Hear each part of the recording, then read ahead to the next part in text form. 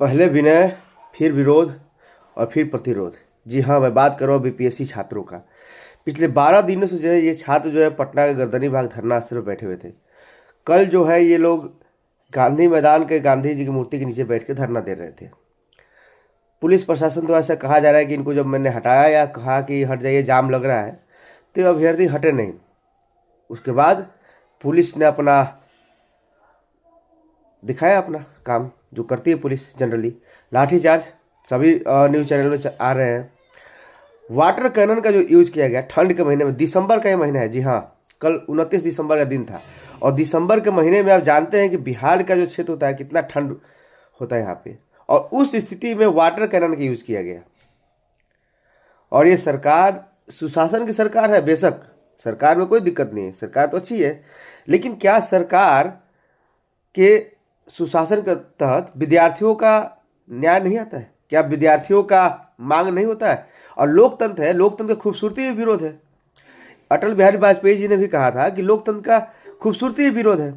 प्रशासन कह रहे कि कहने के बाद भी नहीं मानते हैं, विद्यार्थी नहीं माने।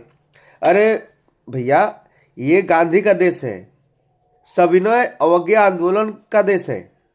चंपारण सत्याग्रह हुआ था तब एक डीएम ने भी कहा था गांधी जी को कि भैया छोड़ दीजिए, नहीं तो आपको हम जेल में डाल देंगे।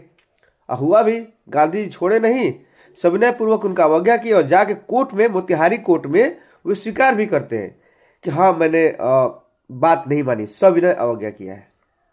ऐसा ही 1930 का जो आंदोलन हुआ, सविनय अवज्ञा आंदोलन, उसे भी देखिए, जो नमक सत्याग्रह के नाम से प्रसिद्ध हुआ। पुलिस लाठियां बरसाती रही, सत्याग्रही जो है नमक बनाते रहे। तो ये जो विद्यार्थी हैं, चलिए मान लीजिए कि पेपर लीक हुआ कि नहीं हुआ, लेकिन इतना तो तय है कि बाबू परीक्षा परिसर में अनियमितताएं तो देखी गई, क्योंकि जो परीक्षा का समय था निर्धारित, उस समय पे तो एग्जाम हुआ नहीं, 1 घंटे लेट से पेपर मिला। दुख इस बात है कि उसी दिन वहाँ के जो एक इंचार्ज थे, उनका हार्ट अटैक से निधन हो गया। विद्यार्थी की मांगे क्या है री एग्जाम को लेके, और री एग्जाम का मामला जो है वो नॉर्मलाइजेशन से जुड़ा हुआ है। नॉर्मलाइजेशन मतलब कि जब अलग अलग शिफ्ट में पेपर होता है या अलग अलग दिनों में पेपर होता है या पेपर का स्वरूप अलग होता है, तो जब 2 पेपर होंगे अलग अलग समय पे, तो एक क्वेश्चन है ही नहीं, तो 1 नंबर कट ऑफ तो बनेगा नहीं एक सेम जैसा। तो क्या होता है कि दोनों को मिला के देखा जाता है कि हाई क्या है, लो क्या है, उसके बाद नॉर्मलाइजेशन का अंक बनता है। और बीपीएससी ने कहा था कि नॉर्मलाइजेशन नहीं कराएंगे। विद्यार्थियों को बस यही मुद्दा है कि नॉर्मलाइजेशन नहीं होगा तो फिर पेपर अलग अलग हुआ तो फिर